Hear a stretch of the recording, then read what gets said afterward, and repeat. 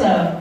O nosso tema de hoje tem a ver com o que a gente ingere, com o que entra pela boca e pelo que sai da boca também. Por isso, nós afirmamos que a cura vem pela boca. Pode por acaso sair água amarga e doce da mesma fonte? Ah, mas tem tantas fontes misturadas por aí.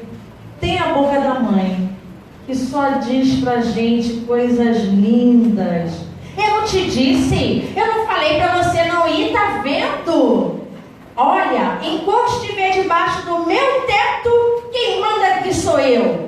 Não, não vai não, você não é todo mundo. Ai, não é sempre assim? Vou contar até 3. 1, 2, 2,5, 2,75, 2,89. Temos também a boca do mundo. Essas pessoas que vivem dizendo que saem da cabeça. Tem gente até saudando a mandioca. Temos a boca silenciosa. Ah, é sempre assim. Eu chego no meu trabalho, no maior bom humor, tomei aquele banho relaxante, saí de casa de bem com a vida, saio do elevador, viram as pessoas, desejo bom dia.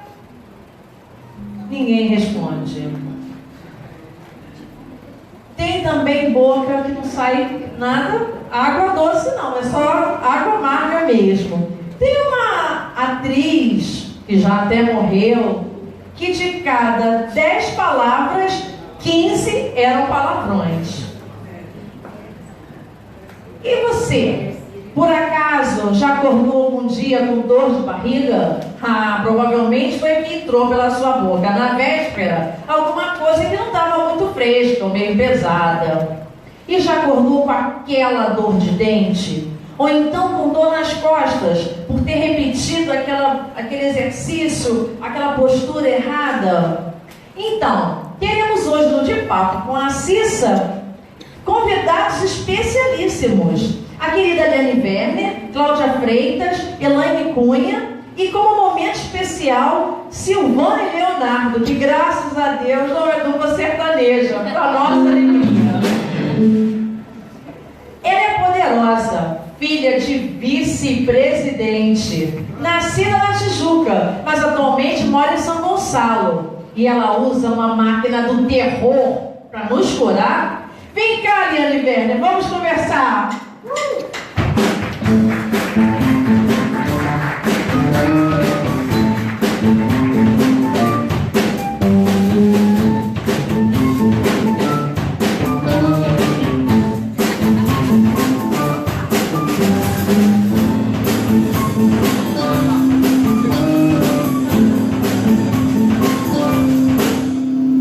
Obrigada.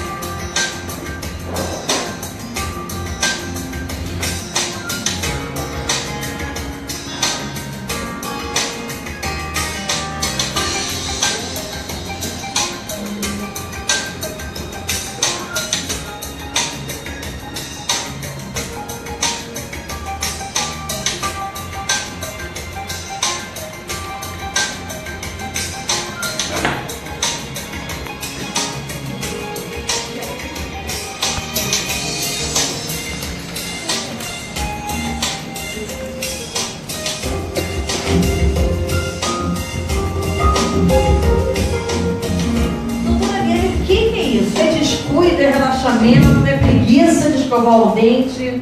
Simples assim não, tem que ter interação de 3 fatores basicamente. Um é a condição desse dente, se esse dente ele tem higienizado ou não. Obviamente, se ele não tem uma boa higiene, ele tem uma susceptibilidade maior a ter cárie.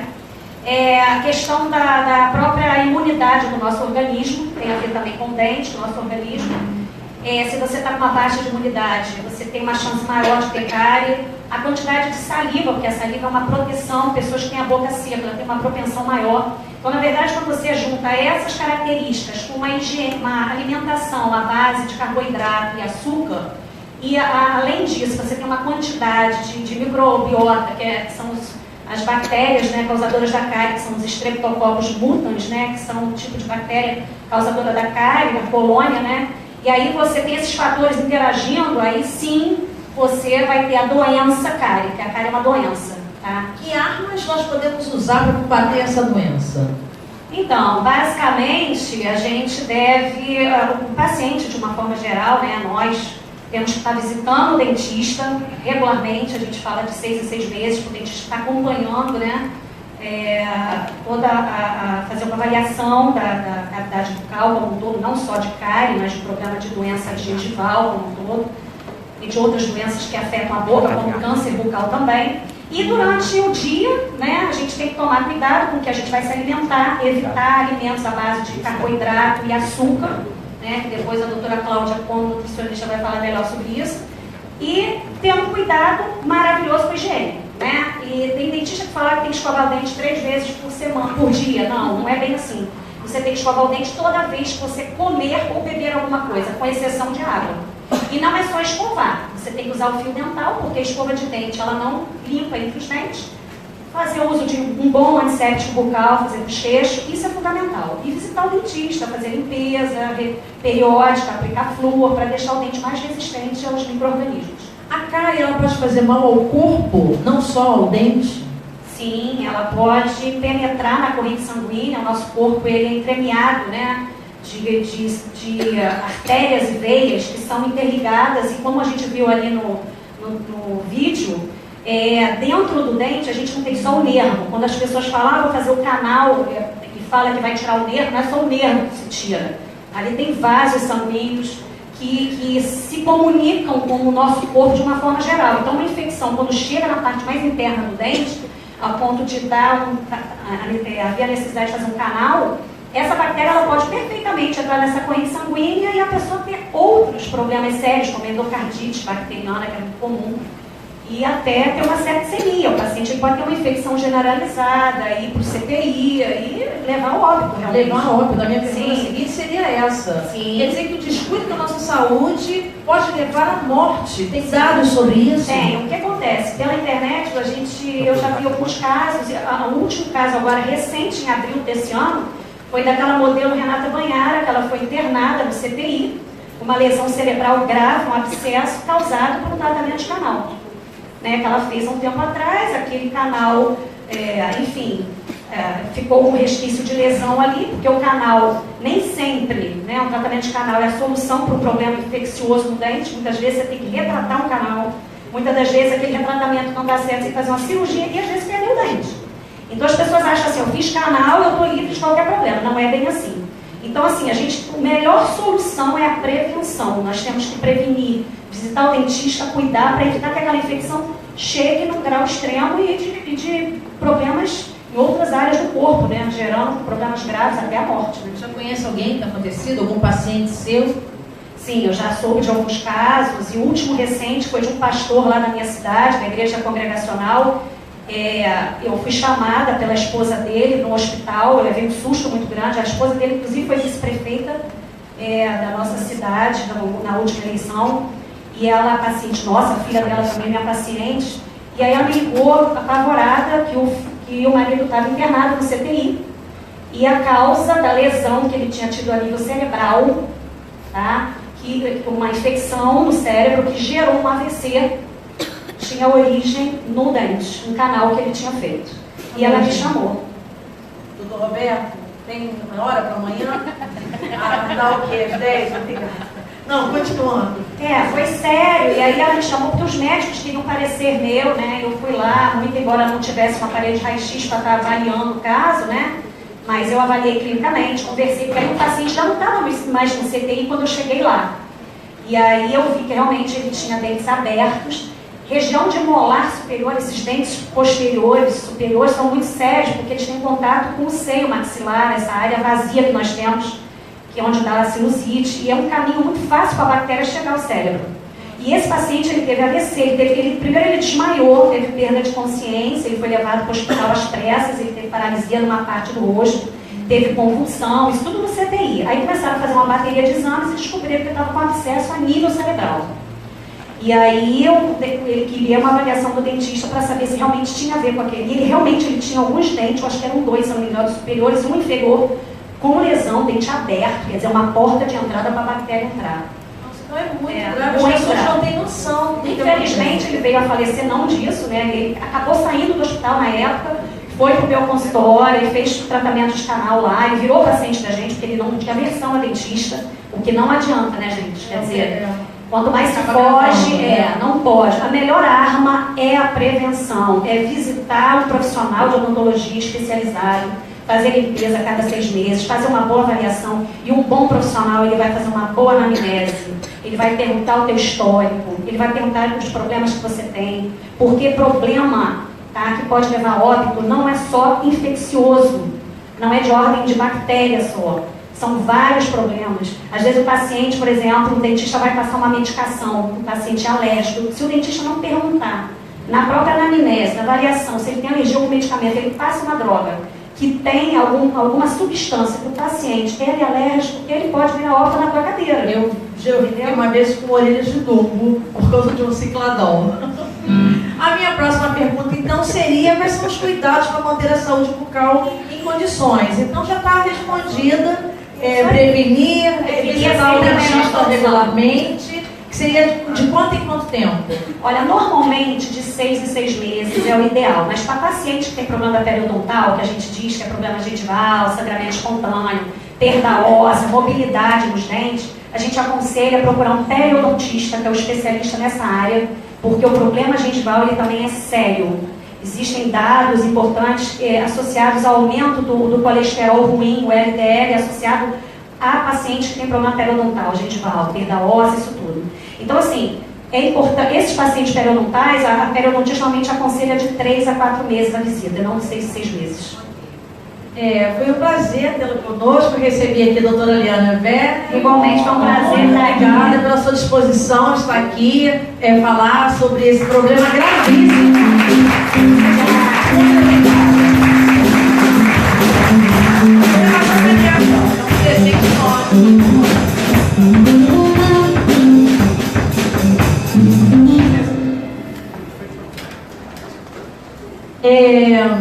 Nós temos também aquela voz que nós, aquele cantor que nós conhecemos como A Voz, e eles, todo mundo conhecia, né? Assim como nós conhecemos o nosso pastor pela voz. Na internet nós achamos muitas vozes que nem sempre são as corretas. É realmente um perigo quando uma voz errada nos chamam. A gente conhece a voz dos nossos pais. Aliás, os bebês já conhecem a voz da mãe quando ainda estão no ventre, né? E nós conhecemos a voz do nosso pastor. Vamos então ouvir aqui? Vamos ver o vídeo?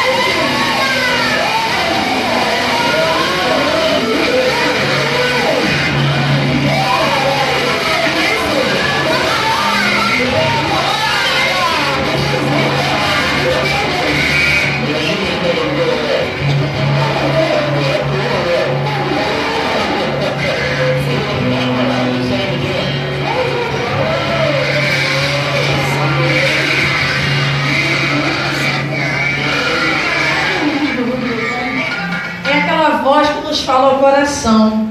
É a voz do Verbo que se fez carne e habitou entre nós. E aí, como resistir quando eles nos chamam, não é?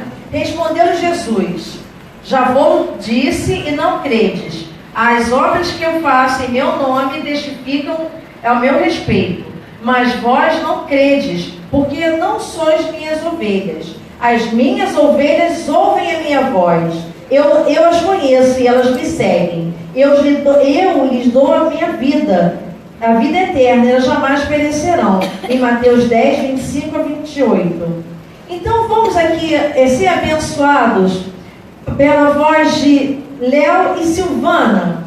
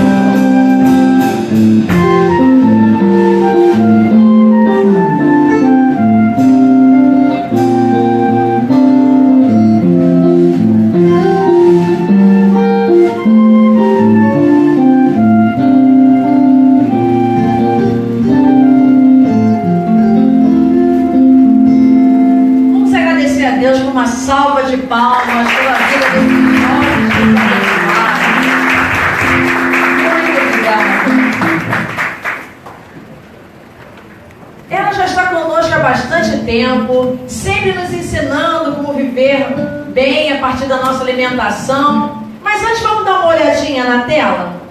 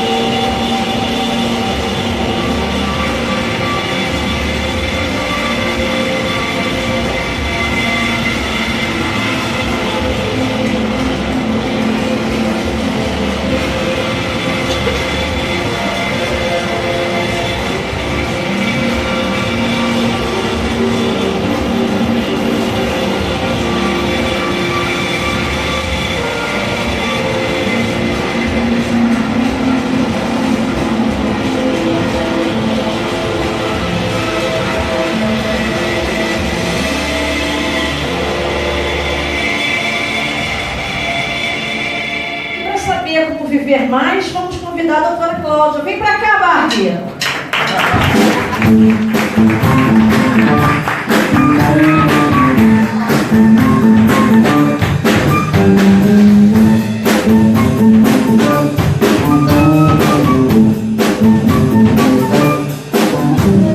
Obrigada. Então, Cláudia, nós somos o que comemos. Por exemplo, se eu só comer coisas gostosas, como batata frita e pizza, eu vou ser gostosa? O que nós ingerimos pode prejudicar a nossa saúde? Sim, é exatamente assim. Nós somos o que comemos, né? Então, as escolhas que nós fazemos, né, no nosso dia a dia, isso nos leva a lembrar, né, da nossa vida espiritual também, né? Das escolhas como um livre-arbítrio, né? A gente escolhe, a gente sabe o caminho bom e o caminho mau. Na alimentação não é diferente. A gente tem escolhas boas, menos boas, e tem lixo, né? É exatamente assim. Refrigerantes diet, light, suco de caixinha, suco natural, polpa ou água? Água. Não, a polpa também é muito boa, né? A melhor opção ainda é a fruta, mas a polpa é muito boa. A gente precisa de alguns cuidados em termos de manipulação, procedência, e alguns cuidados de técnica mesmo de preparo por conta de perda de alguns nutrientes. Mas a polpa ainda é a melhor opção. E suco de caixinha e os outros mesmo, não me lembro. Refrigerante diet light é melhor que refrigerante comum? Veneno. Água gelada inibe a fome? Mito, puro mito, não tem nenhum fundamento científico em relação a isso, né? Nem água gelada, nem água morna, também se fala por aí que a água morna emagrece. Nada disso, né? O emagrecimento, no caso, é um conjunto de fatores, né? E na alimentação, incluindo a água, mas não é a água não é mágica, né? Não faz milagre. Então não adianta a gente tomar água morna ou gelada, e não fazer um exercício, não ter uma alimentação adequada, hábitos alimentares adequados. Não adianta de nada. Afinal, quantas vezes comer por dia? Porque tem gente que diz que tem que comer 6, 7, 8 vezes por dia. Comer mais não engorda? Pelo contrário, comer de menos engorda, né? Pessoas com jejuns muito prolongados, já está provado em vários artigos, e eu comprovo isso na prática clínica. Quanto menos se come, mais se engorda, né? O corpo tem um mecanismo, o cérebro nosso tem um mecanismo onde ele entende que quanto menos você come, ele precisa poupar. E quando ele poupa, ele não gasta nada, né? E quanto mais a gente come, mais estimula o metabolismo e aí o processo de emagrecimento vem a acontecer. A grande diferença aí em relação às escolhas, né? Voltando ao que nós comemos. Você pode comer 6 a 9 refeições por dia de coisas saudáveis e eu garanto que não engorda. Então, o que parar de comer e o que nós devemos comer? Então, a frase do momento descasque mais e desembale menos. Né? Essa frase que está aí, eu amo essa frase. Exatamente, porque a gente precisa resgatar, né, os alimentos in natura mesmo, né? Coisas que o Senhor criou para nós, né? Desde o primeiro capítulo de Gênesis já se fala nisso, né? O Senhor criou as frutas, os vegetais, os animais, tudo para nosso consumo. E com tanto carinho, com tanto zelo na criação, né, pelo ser humano, ele criou todas as condições favoráveis para o nosso equilíbrio nutricional, para o nosso bem-estar. Então a gente precisa resgatar essa questão dos alimentos in natura, né? Mais saudáveis, menos de prateleira, menos industrializados.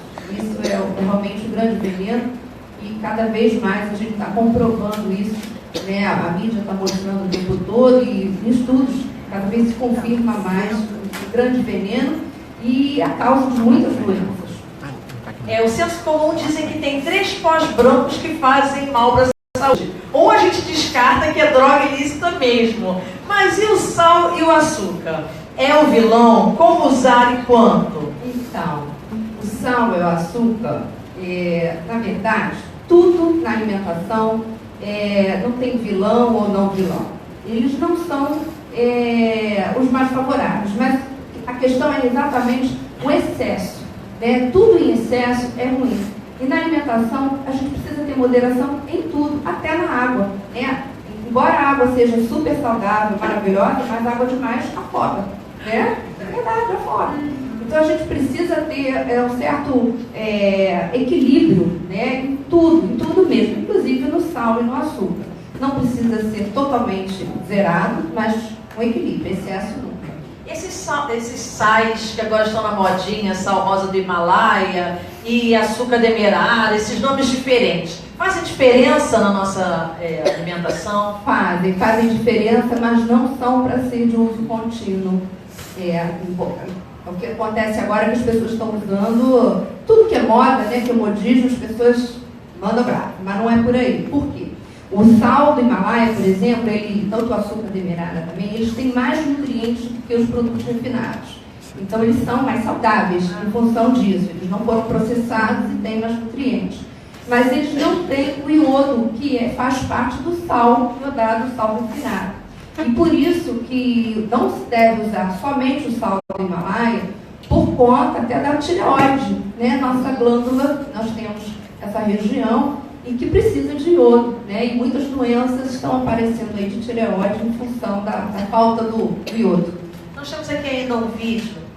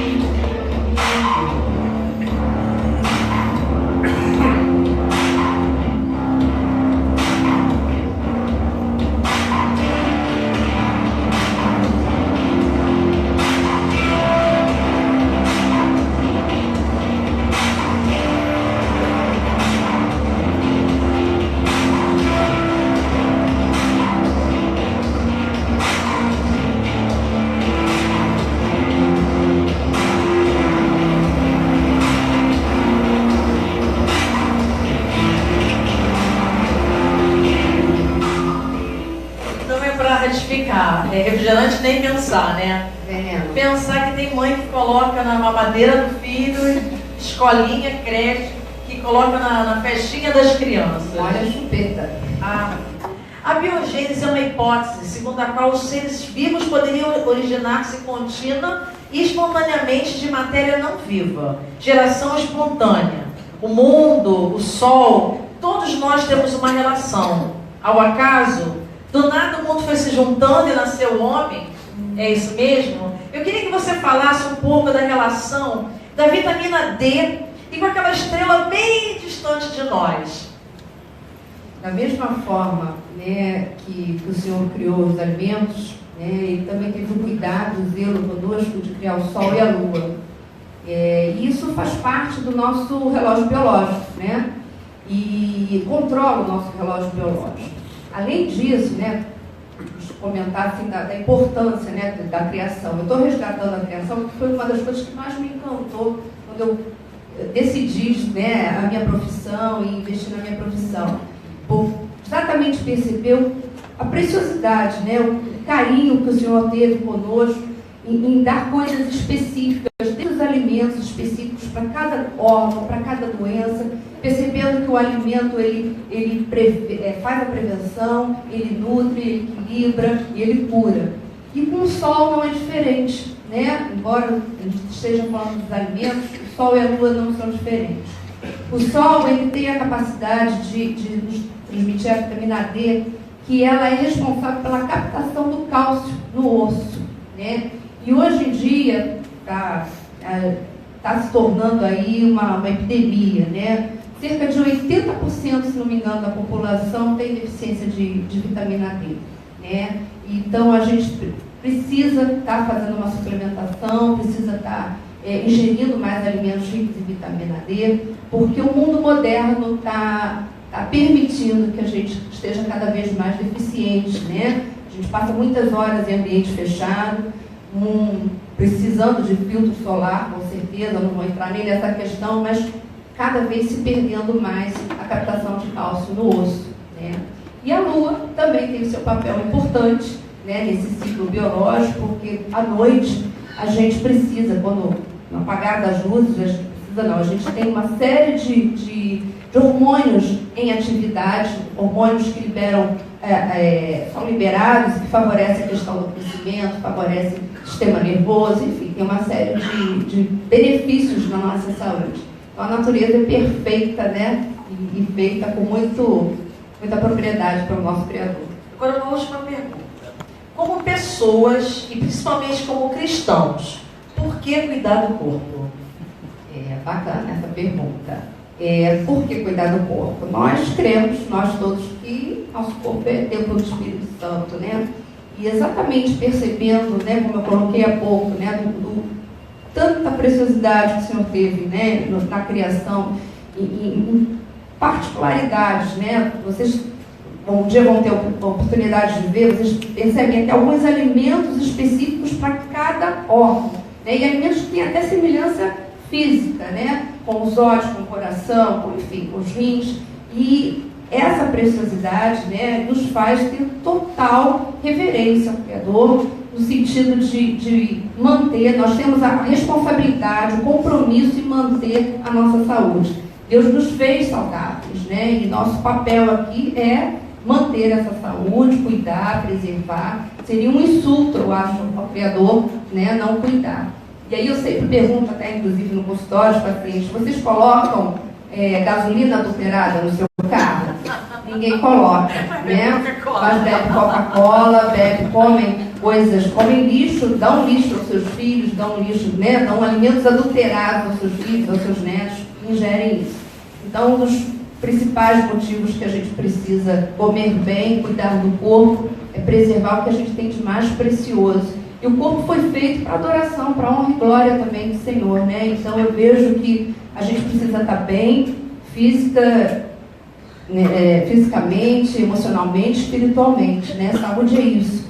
E essa saúde nos faz proclamar e honrar, né, o nosso grande, maravilhoso Deus. Eu conversei aqui com a Claudinha Freitas, essa mulher linda, abençoada, inteligente, que veio hoje emprestar um pouquinho da sua sabedoria para a honra e glória do Senhor. Muito obrigada, Claudinha.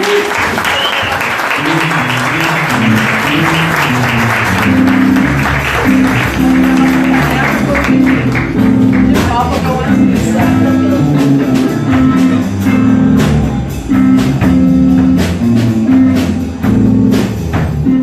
Obrigada.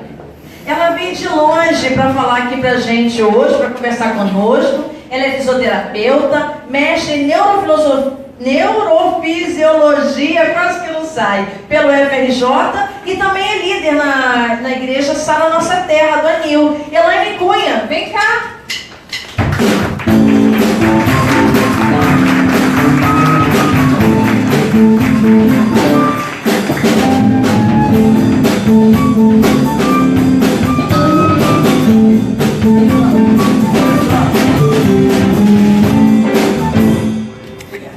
Boa noite. Primeiro eu gostaria de agradecer o convite ao presbítero André, muito carinhosamente. Me convidou para estar compartilhando com vocês um pouquinho da minha experiência a respeito desse tema tão interessante, né? Eu estou extremamente orgulhosa e feliz porque como que o reino de Deus é maravilhoso, né? E como que eu acredito em unidade espiritual, alinhamento espiritual, quando diferentes denominações atentam para o mesmo clamor, né? Então isso é reino de Deus, onde várias denominações estão clamando, ouvindo, sendo sensíveis à voz de Deus, à necessidade do mundo hoje e à necessidade que Deus está atentando para que nós possamos adorá-lo em espírito e em verdade. Então, na nossa igreja, uma igreja lógico que atende a todas as necessidades espirituais, mas o nosso grande foco é a cura interior, né? Nós somos muito focados nisso. Então, eu sou fisioterapeuta, eu trabalho com um método chamado GTS. E eu tenho um espaço que ele se chama Espaço Shinui, que significa mudança em hebraico. Que ali a gente, é um pouquinho do que a gente está vendo aqui, onde a gente trabalha corpo, alma e espírito, é uma equipe interdisciplinar, visando exatamente a mudança de dentro para fora. Então, quando a gente fala nesse tema, né, a boca fala que o coração está cheio. E eu queria, como fisioterapeuta, fomentar uma reflexão. Felipe Campion, ele diz, que é um dos colaboradores desse método, que o corpo fala aquilo que as palavras não conseguem expressar. O corpo fala aquilo que as palavras não conseguem expressar. Então, um corpo com dor é um corpo em sofrimento, que quer dizer alguma coisa, se não gritar. E assim é Deus conosco. Às vezes ele começa falando baixinho, baixinho, baixinho, e a gente não está sensível à voz do Espírito Santo, até que ele precisa gritar. O corpo, ele atenta. Ninguém morre de infarto fulminante. Antes a pessoa sentiu uma angina, sentiu uma pontadinha, sentiu uma dor, uma coisinha no coração, e simplesmente não atentou para aquilo. Mas o corpo dá os seus avisos. O problema é que, na nossa geração, como nós estamos tão desconectados, eu falo descorporalizados, nós estamos desconectados com o nosso corpo cada vez mais. Então, a gente não para ouvir o corpo, a gente não para ouvir o outro, quanto mais o nosso corpo. Mas Deus está nos chamando para um alinhamento entre corpo, alma e espírito. Entre mente, alma e espírito. Então, eu inventei um termo que se vocês procurarem, provavelmente vocês não vão encontrar. Se chama esquizofrenia espiritual. E eu venho falando sobre isso. Seria esquizofrenia espiritual? Nós somos focados de corpo, alma e espírito. Porque Deus, ele trabalha da mesma forma em todos os lugares. Ele sempre vai estabelecer a trindade em tudo que ele faz. Ele é Pai, Filho e Espírito. Você é corpo, alma e espírito. E ele sempre vai trabalhar na trindade das diferentes formas. E como corpo, alma e espírito, o que os cristãos, os filhos de Deus, eles vêm sofrendo? Exatamente por muito tempo não atentarmos para tudo que está sendo aqui falado, tudo que foi mostrado nos vídeos, por muito tempo andarmos na ignorância de desenvolvermos muito mais as áreas espirituais, sem olharmos para as nossas emoções, sem olharmos para o nosso corpo, sem entendermos que quando eu não me alimento bem, quando eu não cuido do meu corpo, eu estou deixando de adorar a Deus. Porque quando a palavra de Deus diz que todo ser que respira louva o Senhor, né, e simplesmente eu deixo de me movimentar, eu estou indo contra o princípio de Deus, eu estou deixando de adorar. Porque se os seus átomos pararem de se movimentar agora, nesse exato momento, você vai morrer. Se suas costelas pararem de se mexer, estenderem as camadas do pulmão, você vai deixar de respirar e você vai morrer. Se as suas sinapses pararem agora, você vai ter morte cerebral. Então, o movimento, ele faz parte da essência de Deus no universo. Então, quando eu entro num processo de depressão, quando eu entro num processo de paralisia, por algum motivo, por algum trauma, por uma fuga, quando eu passo por um trauma e eu não decido viver esse trauma, enfrentar esse trauma, eu não tenho forças interiores, eu não busco força em Deus, apoio na liderança espiritual, para fazer com que eu me movimente, para que eu saia desse lugar, eu estou indo contra um princípio de Deus que rege o universo, que é o princípio da movimentação. E quando a gente fala que a boca fala que o coração está cheio, nós estamos falando de duas partes do corpo. Nós estamos falando da boca e do coração. Mas se a gente fala que a boca fala fala que o coração está cheio, e se a Bíblia também fala que o coração do homem é enganoso, então como é que a gente faz?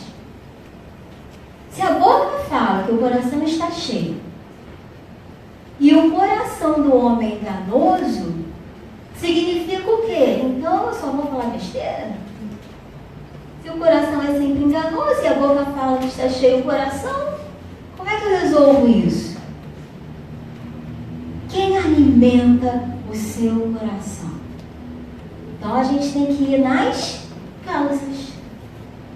Por que uma pessoa só fala besteira?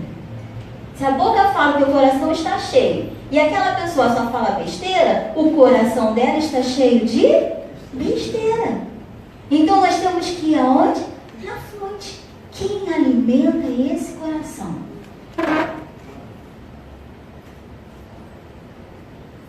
O coração, ele é...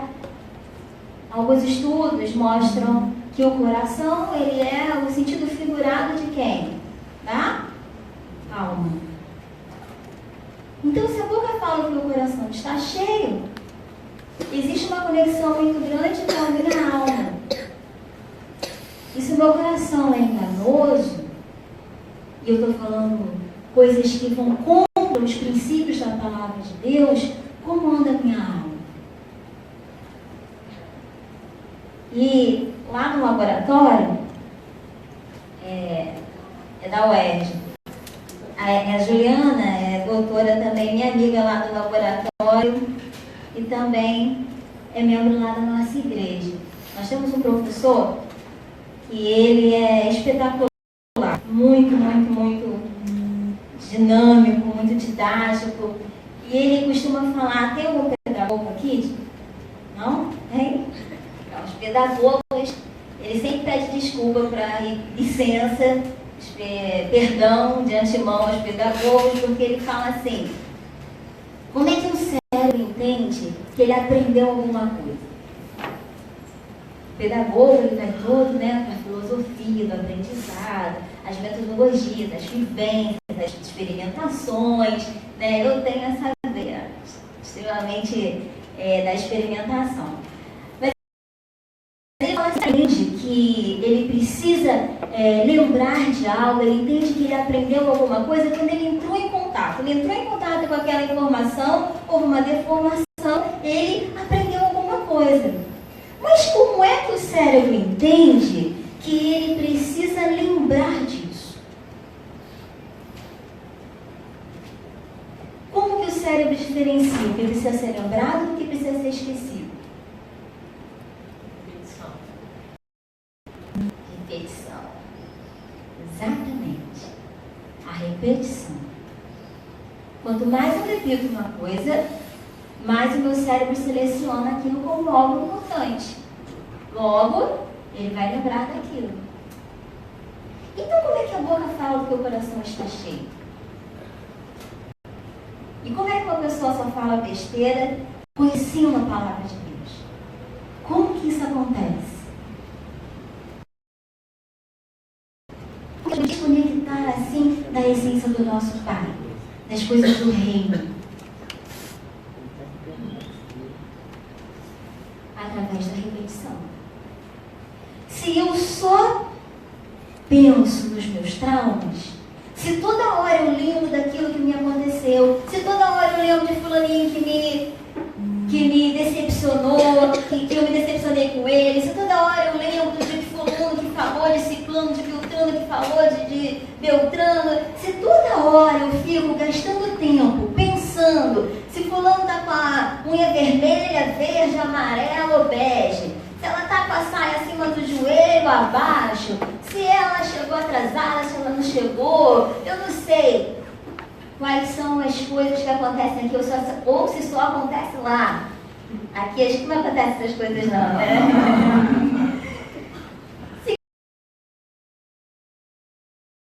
Significa o quê? Que você vê que essas coisas são relevantes. E aí sim, vira fonte de inspiração para alimentar a minha alma e logo o que vai sair da minha boca vai refletir o que a minha mente. Então, quando a gente vê lá Provérbios, sobretudo guarde o seu coração. Provérbios 4, 23. Sobretudo guarde o seu coração, porque dele provém a fonte de vida. Sobretudo guarde o seu coração. Ah, mas você acabou de falar que o coração é enganoso. Mas a gente também entendeu que quem preenche o coração? A mente. Mas a palavra de Deus, ela é perfeita. Então a gente vai ver várias referências falando que Colossenses 3:8, mas agora abandone todas essas coisas. Vamos ler do 7. Colossenses 3, do 7 em diante.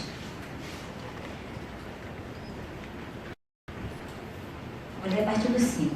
Assim, façam morrer tudo que pertence à natureza terrena de vocês: imoralidade sexual, impureza, paixão, desejos maus e a ganância, que é a idolatria. Por causa dessas coisas que vem a ira de Deus sobre os que vivem na desobediência, as quais vocês praticaram no passado,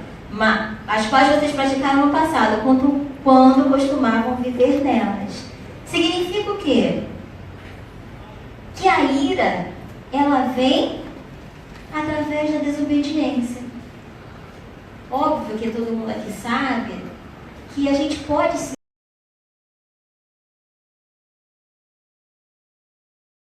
irar. A Paulo diz que a ira, ela é fonte de desobediência, que ela te leva a um passado retrógrado, a um passado que te afastava da essência de Deus. Significa o quê? Que o problema é você ter sentido ira? Não, o problema é você ter guardado a ira. Que a palavra de Deus diz: não se ponha o sol sobre a ira. Ou seja, resolva os problemas, não fuja dos problemas.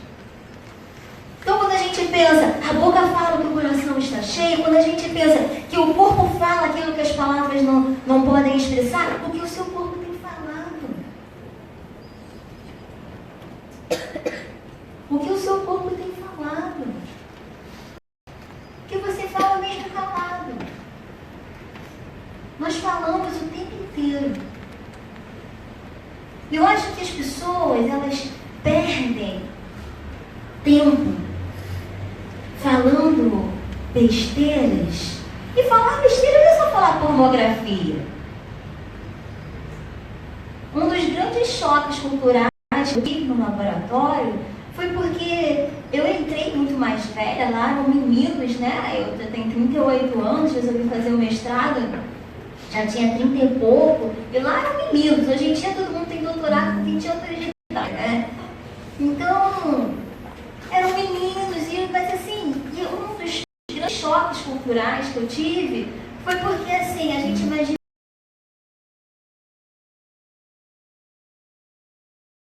assim, o amor o meu projeto foi estudar depressão, ansiedade, né, com experimentação nos ratinhos. Então eu achava assim, nossa, eu vou entrar lá com um monte de gente de jaleco branco, um monte de CDF, todo mundo super intelectualizado e, né, todo mundo sério. E eu cheguei lá e via um choque, porque eu vinha desse ambiente cristão, onde as pessoas não xingam, né, onde as pessoas procuram ser livres em corpo, alma e espírito, onde as pessoas procuram ter uma cura interior e salvar vidas, essas coisas todas. Eu estava muito tentada com isso. Aí chegou lá, professores com 500 pós-docs, vendo filme pornô e rindo, achando aquilo muito engraçado, na frente das meninas. Casados, achando aquilo assim a coisa mais natural do mundo. Então, a questão não é o seu nível de intelectualidade. A questão é o que você está fazendo com a sua vida. Exatamente o que você está escolhendo comer, o que você está escolhendo absorver, qual é o seu propósito de vida. Então, quando eu penso assim, a gente vai deixar de hambúrguer? Vamos ser sinceros. Não, desculpa. A gente não vai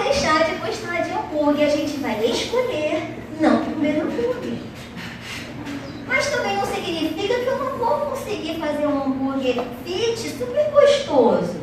Porque graças a Deus, com essa moda fit, né, a gente fez o quê? Vamos levar sabor, né? Antigamente a gente tinha que ser natural, era vegetariano, aquela imagem daquela pessoa com olheira, né?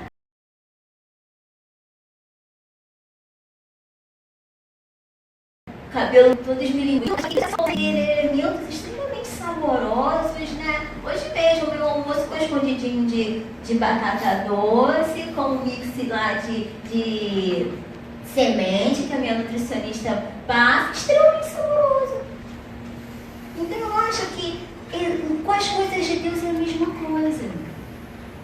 Por que eu escolho pecar?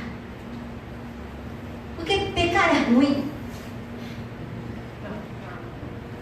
Se não, diabo, né? Senão não seria uma tentação. Pecar é bom, te dá um certo prazer. Pode ser momentâneo? Pode te levar à morte em 2 segundos? Pode, mas é um prazer. Se ele vai durar 2 segundos, 5 minutos, não importa. Ele vai te dar um certo prazer. E o ser humano ele é movido a prazer. Então, quando é que eu escolho pecar? Mais do que orar, por exemplo. Quando eu ainda não descobri o prazer de estar na presença de Deus. As pessoas não conhecem o prazer de estar na presença de Deus. Por quê? Porque a gente precisa, até hoje, ter 2 trabalhos. Desconstruir os nossos mestres do passado. Óbvio que eles têm mérito, o galardão deles, eles abriram caminho. E quando você abre caminho, é óbvio que você está muito mais suscetível a errar.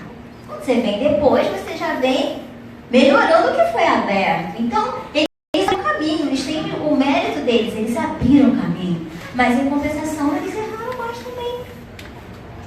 Então, a gente hoje tem que desconstruir essa imagem da religiosidade, a gente tem que desconstruir um monte de coisa, que falar de corpo era falar de pecado, né? A gente separou de uma forma extremamente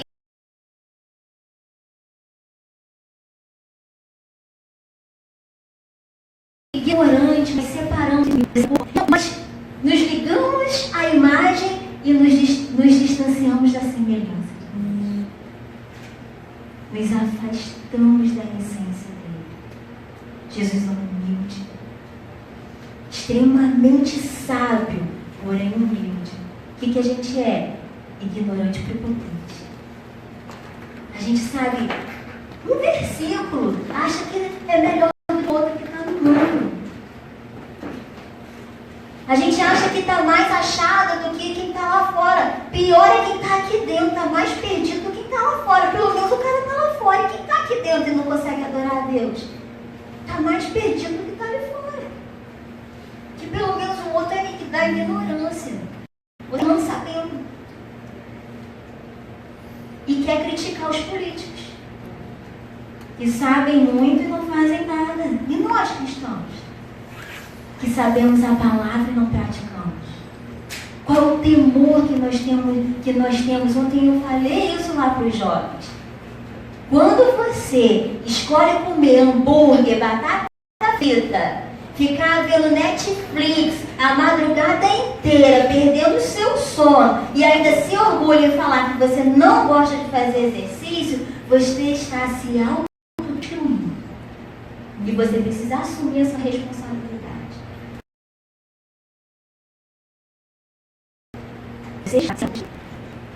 Quer dizer que todo mundo vai entrar porque a moda é fit, aí ela está falando que todo mundo tem que ser fit. Não estou falando que você tem que ser fit.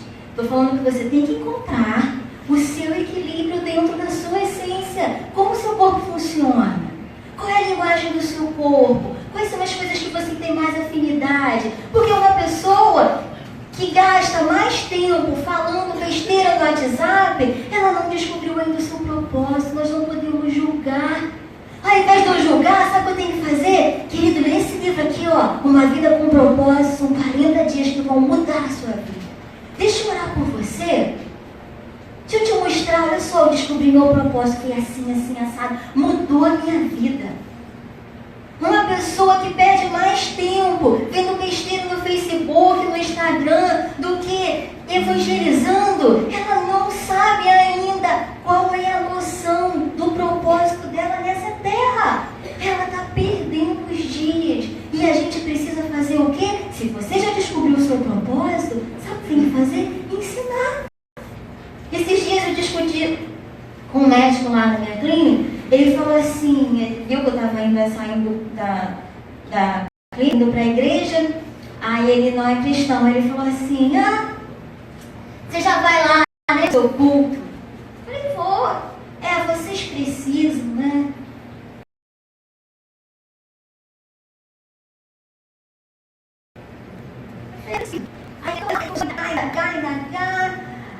Aí ele falou assim, aí eu comecei a conversar, aí ele falou, chegou uma hora que ele foi se exaltando, aí ele falou assim, mas eu não preciso de ninguém para ditar o que eu penso. Eu sei pensar. Vocês ficam querendo ditar como as pessoas devem ou não pensar. Aí eu falei, poxa, eu achava que o senhor era moderno. O senhor está lá atrás, na Santa Inquisição. Aí ele, eu? Aí ficou todo desconcertado, nossa, tem tanta coisa boa acontecendo que o senhor tem que conhecer. Não, mas eu sei pensar. Eu falei, não, se o senhor sabe pensar, vem aqui ensinar um monte de gente que não sabe pensar. É isso. Quando nós julgamos alguém, nós estamos tirando a oportunidade de ensinarmos alguém algo que você acha que você sabe. Nós esquecemos do preceito de que você não sabe. Alguém sabe mais alguma coisa do que você. Isso não te diminui como pessoa e nem como cristão. Mas o que te diminui como cristão? Perder tempo. A moeda de hoje é o tempo. O tempo é algo tão precioso que é a moeda de hoje. E o que nós estamos fazendo com o nosso tempo? O que nós estamos fazendo com o nosso tempo? Nós precisamos entender o que as nossas palavras estão expressando. Quando você vai analisar algo, que você vai falar algo para alguma pessoa, tente exercitar isso. Essa palavra vai trazer luz ou escuridão? Essa palavra vai engrandecer, vai agregar ou vai diminuir? Vai somar ou vai diminuir? Eu vou multiplicar alguma coisa através dessa palavra? Para a gente finalizar,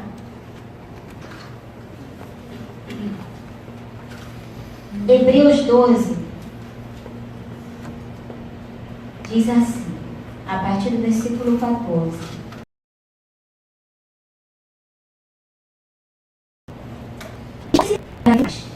Com todos e para serem santos.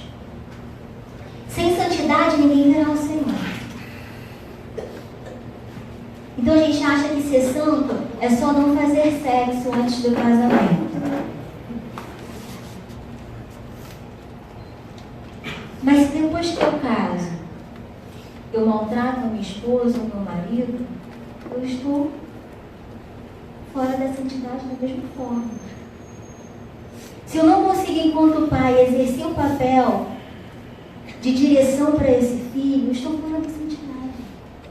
Se enquanto mãe, eu não consigo ser acolhedora para o meu filho, eu estou fora da santidade também. Se enquanto família, eu estou mais ligada ao meu filho do que ao meu marido, pai, nem vocês, eu também estou fora da santidade. Porque eu não posso colocar o meu filho entre eu e o meu marido. Não posso. Filho é filho. Eu faço uma especialização de sistêmica familiar, terapia sistêmica familiar. E tem uma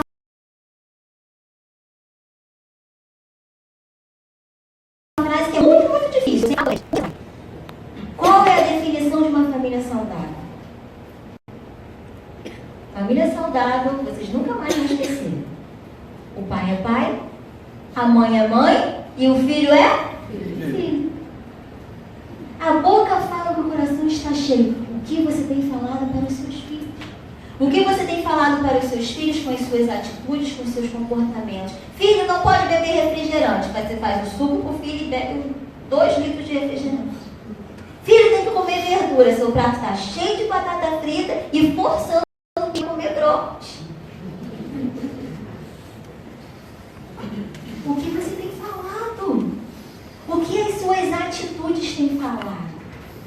O que tem falado do seu coração e da sua mente? Cuidem, versículo 15, que ninguém se exclua da graça de Deus, que nenhuma raiz de amargura brote e cause perturbação, contaminando a muitos.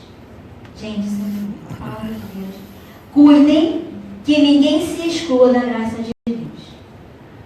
Será que a gente tem tido esse cuidado no reino de Deus, no corpo de Cristo?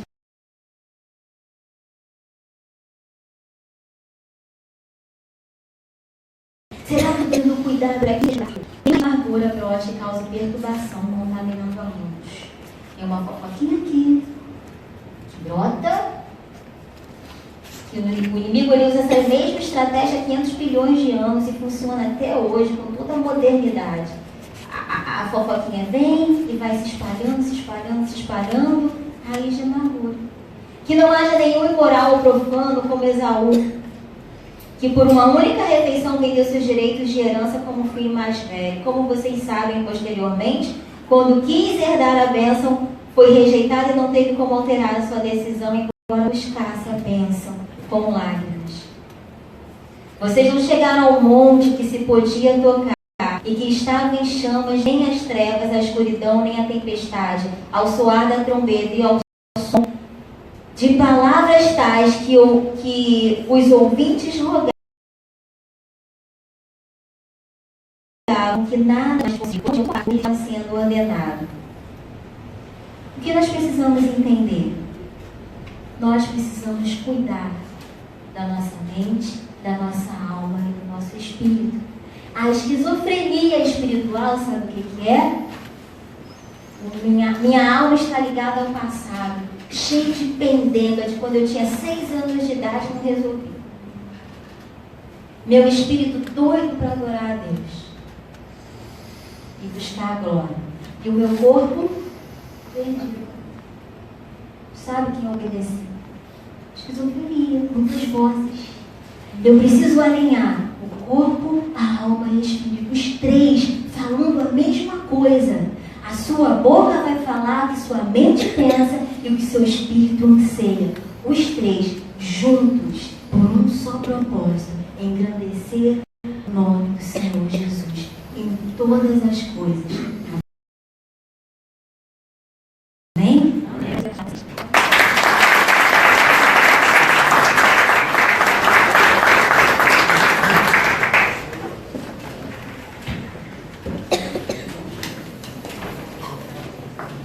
Foi bom?